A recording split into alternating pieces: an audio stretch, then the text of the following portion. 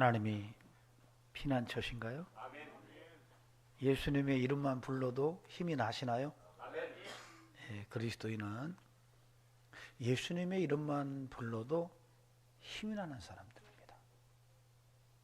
하나님이 피난처임을 믿고 늘 어려운 때마다 하나님께로 가는 사람,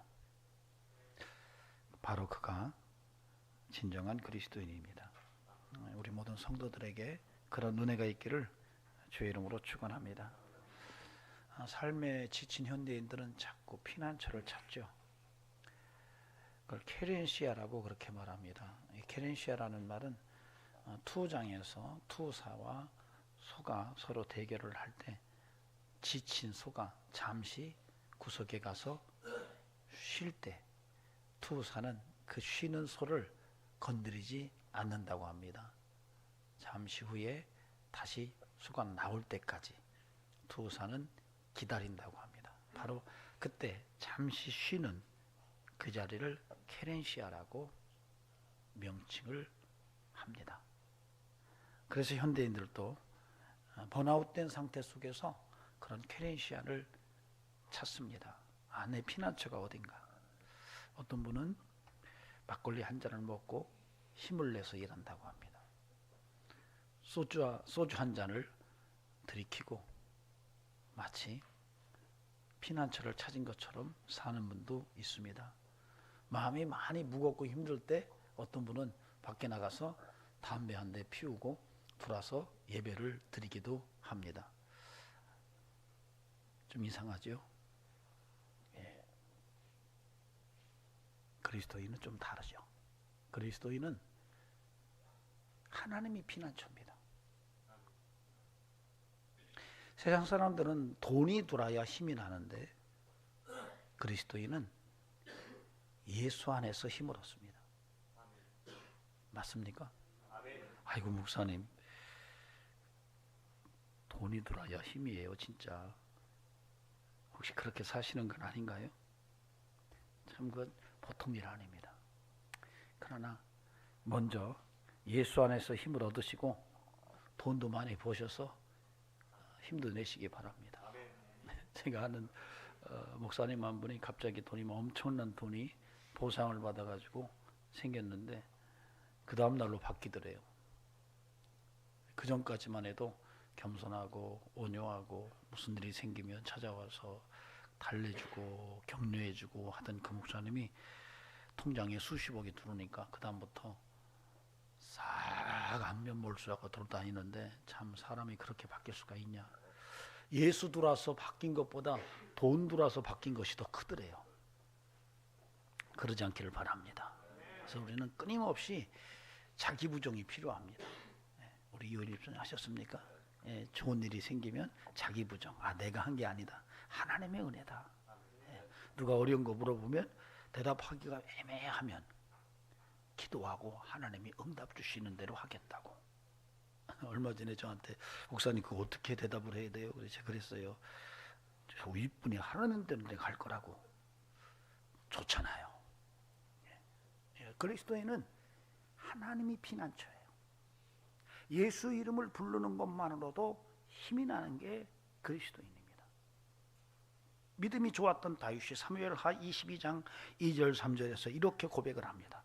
여호와는 나의 반석이시요 나의 요새시요 나를 위하여 나를 건지시는 자시요 내가 피할 반석의 하나님이시요 나의 방패시요 나의 구원의 뿌리시요 나의 높은 망대시요 그에게 피할 나의 피난처시요 나의 구원자시라. 나를 폭력에서 구원하셨도다. 다윗은 역경과 시련이 많았지만 그때마다 하나님이 피난처라고 생각했어요. 그는 여호와를 목자로 생각하고 살았어요. 결국 그의 인생은 승리였습니다. 하나님께서 그 인생을 높이셨고 많은 사람들이 그를 존경했습니다. 비록 어두운 부분도 없지 않지만 하나님은 그를 굳세게 붙드시고 인도하셨습니다. 우리 인생 그렇습니다. 완벽한 사람이 누가 있습니까? 많이 부족하고 연약하고 때로는 용기가 없어서 주저하는 인생이지만 우리가 하나님이 나의 피난처이심을 믿고 살아간다면 여호와가 나의 목자이심을 믿고 살아간다면 그 안에서 힘을 얻고 용기 있는 하나님의 영광을 드러내는 축복의 인생이 될 줄로 믿습니다. 새 힘 주시는 하나님을 붙들고 삽시다. 아멘. 예수 이름만 불러도 힘이 나고 새 힘 주시는 하나님을 붙들고 성령의 충만함 속에서 하나님께 영광을 돌리는 믿음의 삶을 살아내는 저와 여러분이 되기를 간절히 소망합니다. 그래서 오늘 이사야 40장 27절에서 31절 말씀을 통해서 새 힘을 어떻게 얻을 수 있을까? 인생을 살면서 새 힘이 있어야 좀 살겠는데 어떻게 얻을 수 있을까 하는 문제를 함께 들여다보고, 사방에 묻지만 골짜기를 다닐지라도 새 힘을 받고 거기서 일어서고, 사방으로 우겨쌈을 당하여도 하나님이 새 힘을 주셔서 내가 그 모든 환경을 극복해내고 정말로 사면초가의 그런 위기적 속에서 우위를 보면서 하나님을 향하여 희망을 노래할 수 있는 이런 성도로 다시 한번 설 수 있기를 간절히 바랍니다. 그런 은혜의 삶을 살아내기 위해서 오늘 말씀을 통해 하나님의 음성을 듣는 시간을 갖도록 하겠습니다. 먼저 27절을 보시겠습니다. 27절을 여러분 같이 보시겠어요? 한번 같이 읽어보시겠습니다. 시작.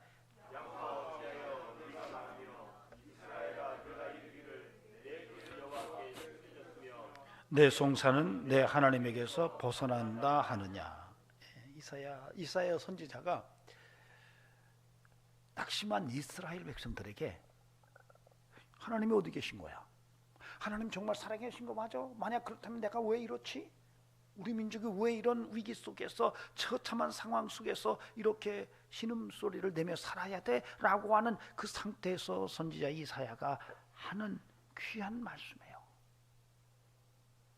야곱아 어찌하여 네가 말하며 이스라엘아 네가 이르기를 내 길은 여호와께 숨겨졌으며 내 송사는 내 하나님에게서 벗어난다 하느냐.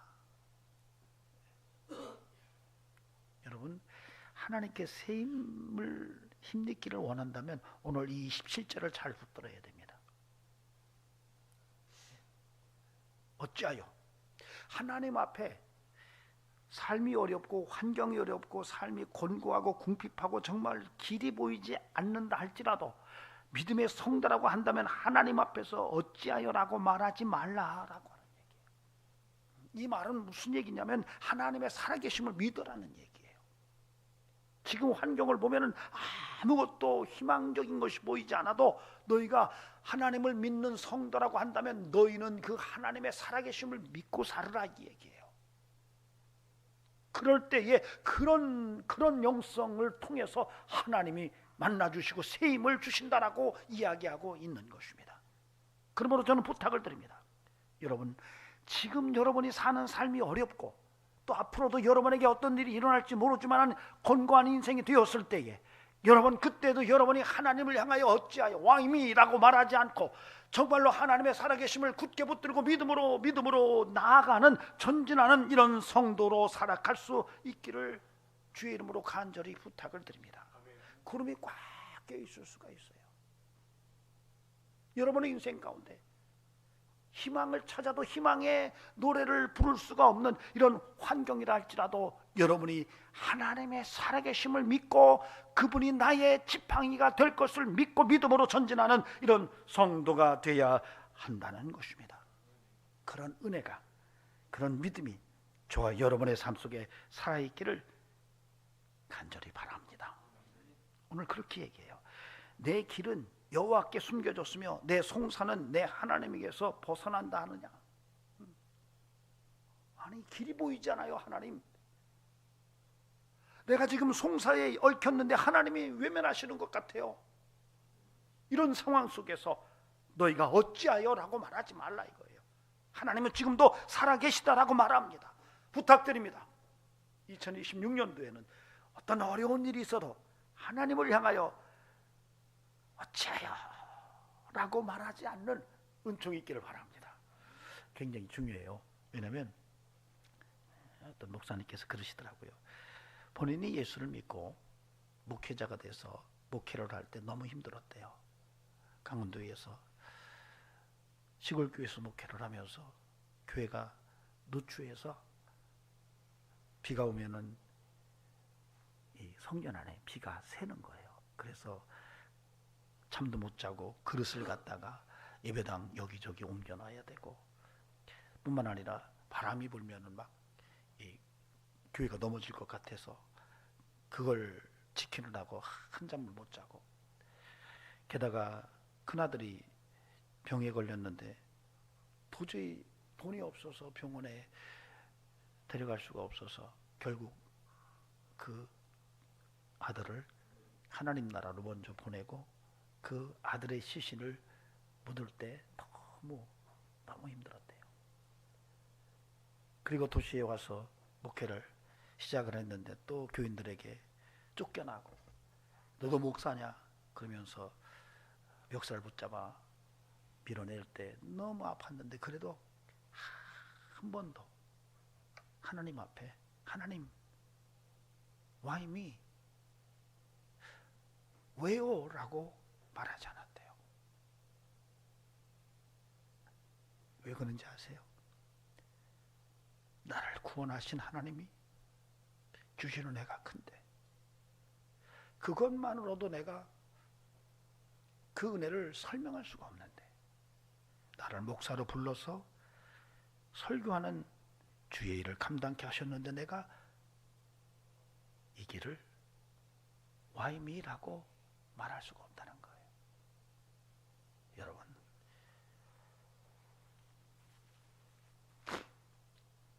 쉽지 않습니다. 저는 목회 어려울 때 하나님 왜 이렇게 힘들죠?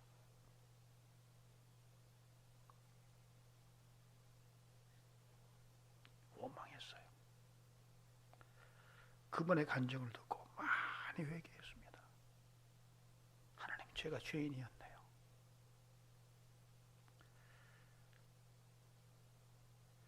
그 후로 비록 목회가 힘들지만 하나님 앞에 어찌하여라는 말을 혀를 깨물고 하지 않습니다. 여러분, 우리의 인생은 하나님의 은혜가 아니면 안 됩니다. 오늘 이사야 선지자는 그 얘기를 하는 거예요. 너의 인생이 힘들고 어려워도, 길이 보이지 않는 것 같다, 답이 보이지 않는 것 같다 할지라도 하나님 앞에 어찌하여라고 말하지 말아라. 하나님은 지금도 살아계시다. 하나님 살아계십니다. 하나님의 살아계심을 의심하지 않는 믿음이 저와 여러분의 삶에서 확인될 수 있기를 바랍니다. 성도는 믿음으로 사는 거예요. 끊임없이 믿음이 아니면 우리가 그리스도인으로서의 삶을 살아낼 수가 없습니다. 여러분, 누가복음 18장에 가면 불의한 재판관의 얘기가 나옵니다. 빼곡고 가난하고 도울 사람이 아무도 없는 홀로 된 여인이 억울한 일을 당해서 재판관을 찾아갑니다.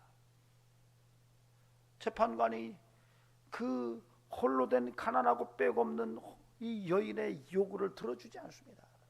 그래도 이 여인은 끊임없이 재판관을 찾아갑니다. 어느 날 재판관이 그렇게 말을 합니다.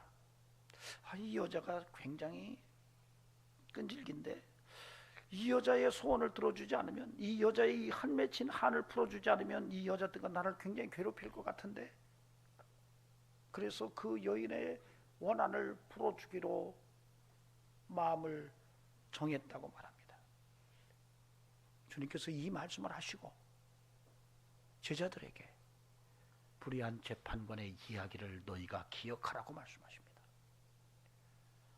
그 말씀을 하실 때에 그 이야기를 한 목적을 성경은 기록해 놨습니다.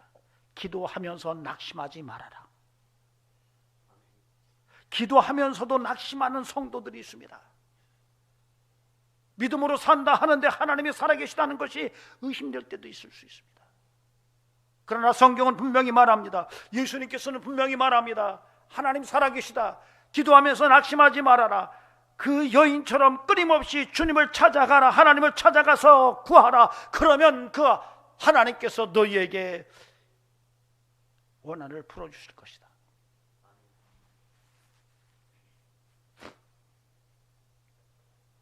여러분, 자식이 떡을 달라는데 돌을 집어줄 부모가 없습니다. 자식이 생선을 달라는데 뱀을 집어줄 부모가 없습니다. 주님 그렇게 말씀하세요. 하물며 너희 하나님께서 택한 자들의 간절한 소원을, 그 원한을 풀어주지 아니하시겠느냐, 오래 참으시겠느냐? 그렇지 않다라고 말씀하세요. 낙심하지 않길 바랍니다. 힘내시기 바랍니다. 하나님 왜 그렇습니까? 라고 말하지 마세요. 여호와의 손이 짧아서가 아니에요. 내 기도가 짧은 겁니다. 하나님이 능력이 없어서가 아니에요. 내가 믿음이 무너져 있기 때문인 거예요.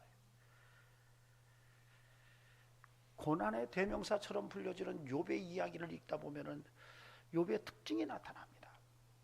하루아침에 재산을 다 잃고 자녀를 다 잃고 몸에 병이 들고 아내는 저주하고 차라리 죽어라라고 하면서 집을 떠나고, 위로하러 왔던 친구들이 욥에게 혹시 너 죄졌기 때문에 너 이런 벌 받는 거 아니야 라고 말할 때에 욥의 가슴은 찢어질 것 같았어요.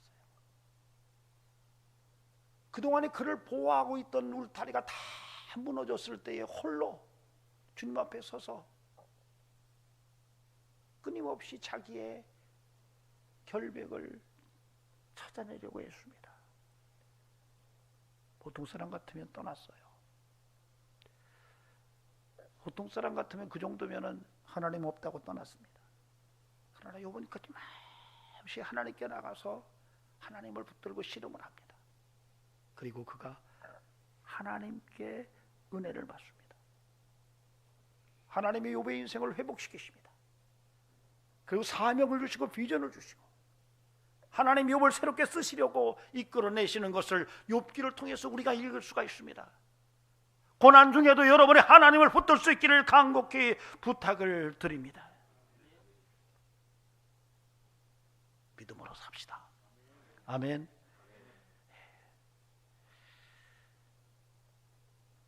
하나님 앞에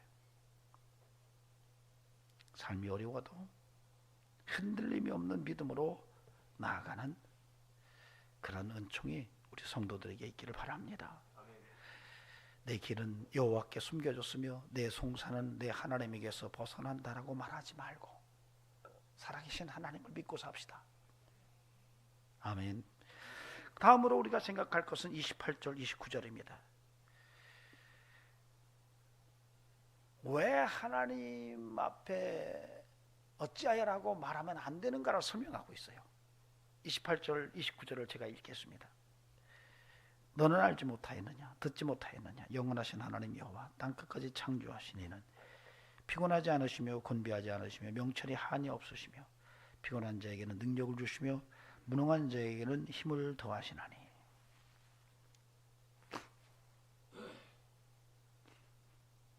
선지자 이사야는 이스라엘 백성들에게 너희가 어렵고 힘들어도 하나님 앞에 어찌하여 라고 하면 안 된다라고 말하면서 그 이유를 설명하는 거예요. 너희가 하나님이 어떤 분인지를 좀 알았으면 좋겠다는 거예요. 여러분 새 힘을 얻기를 원하신다면 여러분이 하나님이 어떤 분인지를 아셔야 돼요. 예, 하나님을 아셔야 돼요. 하나님이 어떤 분이냐. 그것이 오늘 28, 29절에서 이야기하고 있는 거예요. 너는 알지 못하였느냐, 듣지 못하였느냐. 영원하신 하나님, 창조주 하나님, 만물을 창조하신 하나님, 그 하나님이 피곤한 자에게는 능력을 주시고 무능한 자에게는 힘을 더하신다라고 이야기하고 있어요. 믿으십니까? 아멘. 여러분이 아버지라고 부르는 그 하나님께서 창조주이심을 믿으시나요? 아멘. 영원하신 분임을 믿으십니까? 아멘. 예, 그분은 살아서 영원하신 분이세요. 그러니까 하나님 없는 것 같아. 이렇게 생각하시면 안 돼요. 지금도 나와 함께 하십니다. 그래서 오늘 이 이사야 선지자는 하나님이 어떤 분인지를 너희가 알아야 돼. 그 하나님에게 솟아날 구멍이 있어. 너희가 하나님이 어떤 분인지를 알아야 돼. 그 하나님이 너희의 피난처야, 너에게 희망이야. 이렇게 얘기하는 거예요.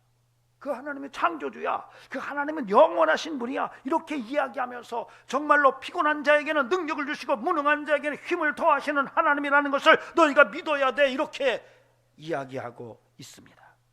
여러분도 그런 믿음을 가지셨습니까? 아주 오래전에 저희 교회 장로님, 이제 소천하신 장로님께서 저를 이렇게 보시더니 참 하나님 참 유능하세요 그러더라고요. 저를 그래서 아니 뭐가 유능하세요 했더니 참 대단하세요. 하나님께서 목사님의 머리털을 세신다니. 몇 년 농담으로 하신 얘기예요. 근데 제가 이렇게 들을 때는 진담 같아요. 왜냐면 제가 머리가 막 빠지잖아요. 빠지는 머리카락에다가 나는 머리카락을 다 개셔난다. 야, 이거 대단하신 분이다 라고 생각하신 거예요. 저한테 그렇게 설명하시더라고요. 여러분 맞습니다. 여러분의 머리털을 세세요. 전능하시고 전지하시는 하나님이십니다. 그분이 나의 아버지예요. 그걸 아시기 바랍니다. 아멘. 네. 여러분 그냥 지식으로 아는 게 아니라 이제 한번 경험해 보시기 바랍니다.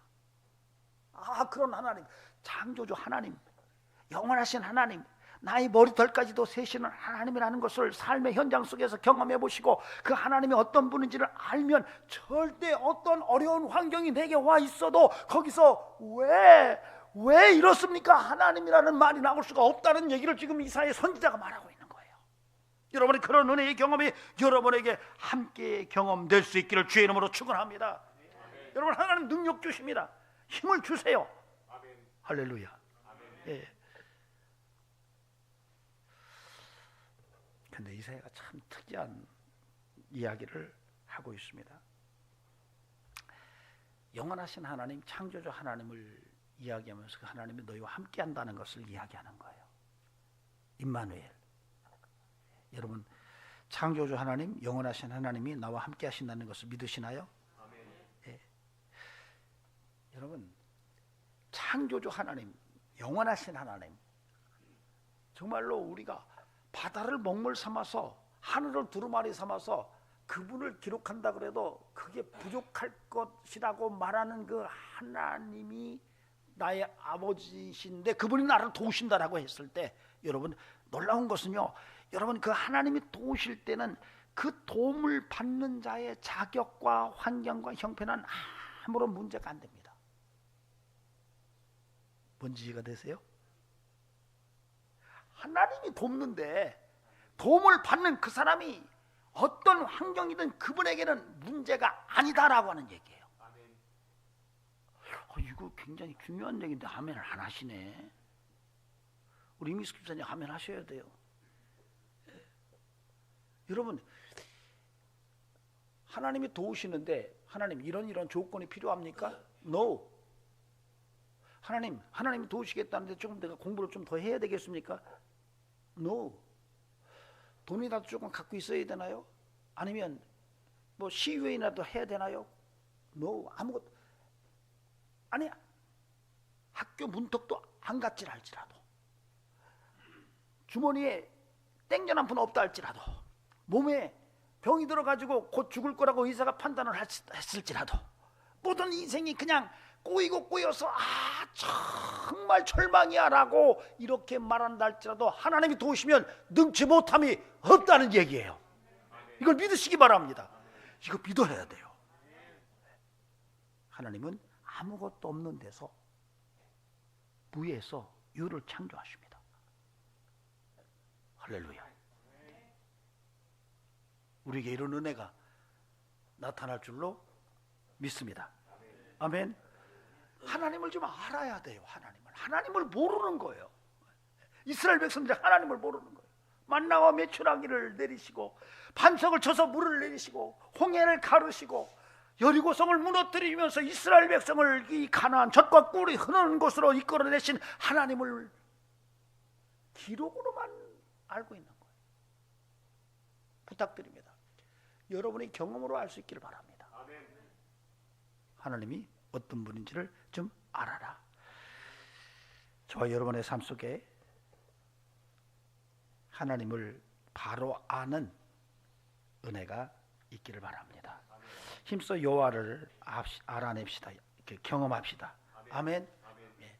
그래서 하나님이 우리와 함께 하신다는 것을 믿고 그 하나님이 어떤 분인지를 좀 경험으로 아는 이런 은혜가 우리에게 굉장히 필요한데, 그렇게 하나님을 알아가는 과정 속에서 여러분 하나님이 날마다 새 힘을 공급하시는 그런 역사를 경험케 하실 것입니다. 근데 중요한 것은 하나님의 임마누엘을 여러분이 잘 아셔야 돼요. 하나님이 나와 함께 하시는 것이 하나님의 임마누엘입니다. 믿습니까? 예. 우리 저 뒤에 우리 송주희 집사님, 하나님이 함께 하시는 것을 믿으세요? 예.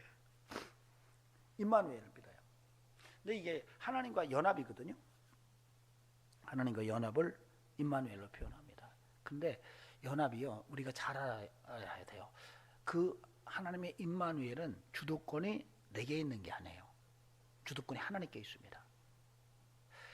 하나님이 나와 함께 하시는 것에 있어서 주도권은 하나님이 갖고 계세요. 설명을 좀 한다면, 우리가 어렸을 때 아니면 혹 손주들이 글을 배우려고 할 때 어때요? 할아버지나 할머니가 아니면 엄마나 아빠가 아이의 손에 펜을 집어주고 그 다음에 얘가 글을 배우도록 그 위에 누구 손이 탁 덥석 잡죠? 예, 할머니 손이 딱 잡아요. 자, 그래서 글씨를 같이 씁니다. 자기 이름을 씁니다. 정, 현, 수, 김, 경, 희 이렇게 씁니다. 근데 이 아이가 그때 자기 힘을 꽉 주고 자기가 쓰려고 막 할수록 글은 어떻게 돼요? 엉망이 됩니다. 애는 힘을 빼는 거예요. 누가 쓰도록? 엄마가 쓰도록. 인생이 그런 것입니다. 임마누엘은 그런 것입니다. 여러분이 힘을 빼야 돼요. 여러분이 힘을 뺄 때에 하나님의 임마누엘이 강력하게 여러분에게 경험된다는 것을 오늘 아시기 바랍니다. 주도권이 하나님에게 있습니다. 내게 있는 게 아니에요. 하나님이 나와 함께 하시지만 그럼에도 불구하고 그 주도권이 내게 있는 게 아니라 하나님께 있어요. 그래서 나는 힘을 빼고 주께 맡기는 거예요. 주 뜻대로 하시옵소서. 그래서 바울이 빌립보서 3장 12절에서 오직 내가 그리스도 예수께 잡힌 바 된 것을 잡으려고 내가 달려간다고 이렇게 고백을 하는 거예요. 바울이 뭘 향하여 달려갔냐면 예수께 잡힌 바 된 것을 잡으려고 달려간다 이렇게 있어요. 바울은 예수에게 잡히기를 원했어요. 예수께 붙잡힌 인생이기를 원했어요. 그래서 그는 내가 죽는다, 내가 그리스도와 함께 십자가에 못 박혀 죽었나니 이게 내가 산 것이 아니요 내 안에 그리스도께서 사신 것이라고 말했던 거예요. 내가 죽어야 주님이 나타난다는 거죠. 내가 예수께 온전히 붙잡혀야 내가 하나님께 쓸 수 있다는 얘기예요. 오늘 그런 임마누엘이 여러분의 삶 속에서 고백되기를 주의 이름으로 축원합니다. 그렇게 하나님께 붙들려서 믿음으로 살아가면 하나님의 은혜를 경험하면서 새 힘을 얻게 될 것입니다. 그 방법을 얘기해요. 여러분 30절 31절을 보시기 바랍니다. 같이 읽어보시겠습니다. 시작. 소년이라도 피곤하며 곤비하며 장정이라도 넘어지며 쓰러지되 오직 여호와를 앙망하는 자는 새 힘을 얻으리니 독수리가 날개치며 올라감 같을 것이요 다른 박질하여도 곤비하지 아니하겠고 걸어가도 피곤하지 아니하리로다. 아멘. 예, 새 힘을 얻는다. 독수리가 날개치며 올라가는 것 같이 새 힘을 얻는데 누구에게? 여호와를 앙망하는 자에게. 저는 부탁드립니다. 여호와를 앙망하는 26년이 되기를 바랍니다. 아멘. 여호와를 앙망하는 자에게 하나님이 새 힘을 주셔서 독수리가 막 날개치며 팍 창공을 향하여 힘차게 날아가는 것 같은 이런 힘을 주신다니까 그 새 힘이 26년도에 우리 성도들의 삶 속에 충만케 되기를 주의 이름으로 축원합니다. 앙망한다라고 하는 말, 여호와를 앙망한다라고 하는 말은 사전적 의미로는 그렇습니다. 자기의 요구나 희망이 실현되기를 간절히 바라보면서 우러르는 거. 여러분 하나님을 향하여 간절히 바라보고 우러러보고 있습니까? 어때요? 항상 하나님을 우러러보면서 그분을 바라보는 앙망함이 여러분에게 있나요? 그럴 수 있기를 바랍니다. 종교개혁자 마틴 루터가 어느 날 식사를 하는데 집에서 키우던 개가 식탁 자기 밥 먹는 앞에 이렇게 앉아 있더래요. 그래서 한 무심결에 이렇게 먹는데 어떻게 본 거예요. 그 개가 자기를 쳐다보고 있는데 자기를 보고 있는 게 아니라 손을 보고 있더래요. 음식을 집으면 음식을 딱 집으러 가면 그걸 딱 쳐다보고 딱 올라오면 또 고기를 쳐다보고 딱 오면 또 이걸 쳐다보고 딱 올라오면 또 이걸 쳐다보고. 그때 루터가 충격을 받았대요. 이야, 회개했답니다. 이 아이가 이 강아지가 내게 집중하는 음식에 집중하는 것만큼 내가 하나님에게 집중하나? 아니더래요. 앙망하는 것이에요. 여러분 하나님을 오직 하나님만 앙망하십니까?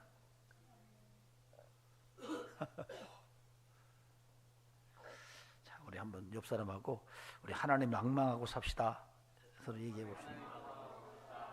네, 하나님을 앙망하는 인생이 필요합니다. 네.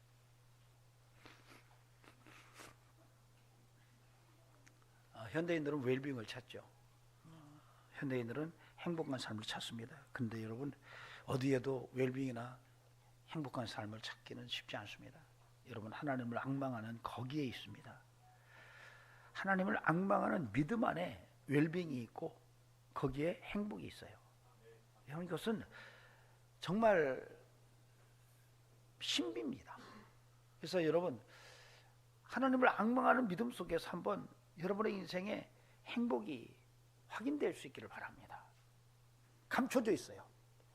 예수 그리스도 안에 모든 것이 감춰져 있어요. 그래서 여러분이 끊임없이 하나님을 앙망하면서 예수 안에서 믿음으로 사는 그런 성도가 되어야 돼요.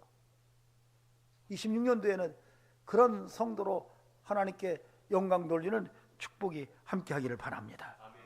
여러분 우리가 이제 마태복음 14장에 가면은 예수님께서 그 바다 그 갈릴리 호수를 걸어오는 장면이 기록돼요. 이 장면은 이제 오병이어 사건을 일으키신 후에 사람들이 예수님을 왕으로 삼으려고 할 때 예수님께서 제자들에게 야 빨리 여기서 떠나서 가버나움으로 가라 이렇게 지시하시고 본인은 산으로 기도하러 들어가십니다. 그런데 제자들이 그 배를 타고 건너편 가버나움으로 가는 과정 속에서 풍랑을 만납니다. 굉장히 고생을 해요.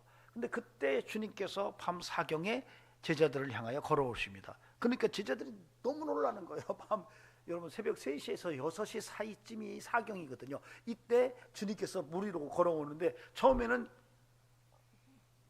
귀신인 줄 알았어요. 귀신이면은 뭐라고 그러죠 우리가? 예? 귀신이면 뭐라고 그래요? 귀신이면 떠나가고 사람이면 나와라 이렇게 얘기하잖아요. 제자들이 그랬어요. 귀신이면 떠나가고 사람이면 나와라 했더니 주님이 있더니 그랬어요. 나다. 두려워하지 말라. 나다. 두려워하지 말라. 그때 베드로가 깜짝 놀라면서 주님 나로 오라 하소서. 나도 물 위로 걷고 싶은데 나로 오라 하소서. 그러니까 주님께서 오라 하십니다. 그때 베드로가 벌컥 하고 배에서 뛰어내립니다. 근데 물 위로 걷는 거예요. 야 이게 베드로가 주님을 바라보고 걷는데 주님에게로 한 걸음 한 걸음 나가고 주님은 또 베드로에게로 점점점 다가오는데 갑자기 풍랑이 팍 치면서 물결이 베드로의 얼굴을 착 치는 순간에 주님을 놓쳐버립니다. 그리고 그만 베드로는 물에 빠집니다. 주여 나를 구하소서. 예수님께서 베드로를 잡아주시고 함께 배에 오르십니다. 그때 주님께서 뭐라고 말씀하시냐면 믿음이 적은 자여 왜 의심하였느냐. 여러분 우리가 앙망한다는 것은 믿음을 동반합니다. 베드로가 예수님만을 바라봤을 때는 물 위를 걷습니다. 그런데 예수님을 놓치고 물결을 풍랑을 보고 물에 빠지는 거예요. 여러분 환경을 보고 환경에 빠져가지 않기를 바랍니다. 물 위로 걸으시는 주님을 바라보면서 여러분도 걸어가는 물 위를 걷는 이런 인생이 함께하기를 주의 이름으로 간절히 부탁을 드립니다. 여호와를 앙망합시다. 하나님을 앙망합시다. 여러분 하나님을 앙망하니까요, 여러분 예배가 기다려지더라고요. 제가 믿음 생활을 하면서 하나님을 향한 간절한 우러름이 있을 때에 제게서 드러나는 모습 중에 하나가 시간만 되면은 예배 드리고 싶어요. 그래서 예배 시간이 기다려지고 기도하고 싶은 시간이 너무나도 간절하게 요구돼서 틈만 나면 예배당에 가서 하나님 앞에 기도하는 이런 모습들이 드러나더라고요. 여러분, 여러분에게서 여호와를 앙망한다는 고백이 있다면 여러분 그 앙망하는 삶의 실제가 여러분의 삶 속에서 확인될 수 있기를 바랍니다. 여러분, 여러분에게서 예배가 가장 소중한 것이 믿어지시고 여러분 하나님 앞에 믿음으로 살고 기도하는 것, 복음을 전하는 것, 더 나아가서는 오늘 우리 안수 집사님께서 기도하신 것처럼 예배당 건축돼야 되는데 내 마음속에 막 눈만 뜨면 막 성경 건축하고 싶은 마음이 막 문에서 불이 번쩍번쩍해요. 이것은 뭐예요? 하나님이 번쩍번쩍하게 하시는 거예요. 가진 것도 없는데 눈에서 번쩍번쩍해요. 하나님께서 일하시려고 하는 거죠. 여러분이 그런 뜨거움이 왔을 때 여러분이 지금 하나님을 향하여 앙망하는 삶으로 나아가기 시작하고 있다는 것을 아셔야 돼요. 여러분, 그런 믿음으로 여러분 우리 모두가 새해에는 여호와를 앙망함으로써 셈없는 인생이 되기를 주의 이름으로 축원합니다. 기도하시겠습니다. 하나님, 어찌하여라고 말하지 않게 하소서. 내 길이 여호와께 숨겨진 것이 아니고 내 송사가 하나님께서 벗어난 것이 아니라는 것을 굳게 믿게 하시고 살아계신 하나님을 더 굳게 믿는 인생 살아가게 하옵소서. 하나님, 창조주 하나님이심을 믿습니다. 영원하신 하나님이심을 믿습니다. 능력 주시고 힘을 더하시는 하나님이 임마누엘 하심을 믿사오니 인도하시고 이제는 그 하나님을 믿고 여호와를 앙망하면서 독수리가 날개치며 창공을 날아가는 것 같은 셈없는 성도 되게 하옵소서. 이제는 우리 구주 예수 그리스도의 은혜와 하나님 아버지 살아계심과 성령님의 역사하심 오늘도 여호와를 앙망하며 셈없기를 원하는 귀한 심령들에게 영원토록 함께 하시기를 간절히 축원하옵나이다. 아멘.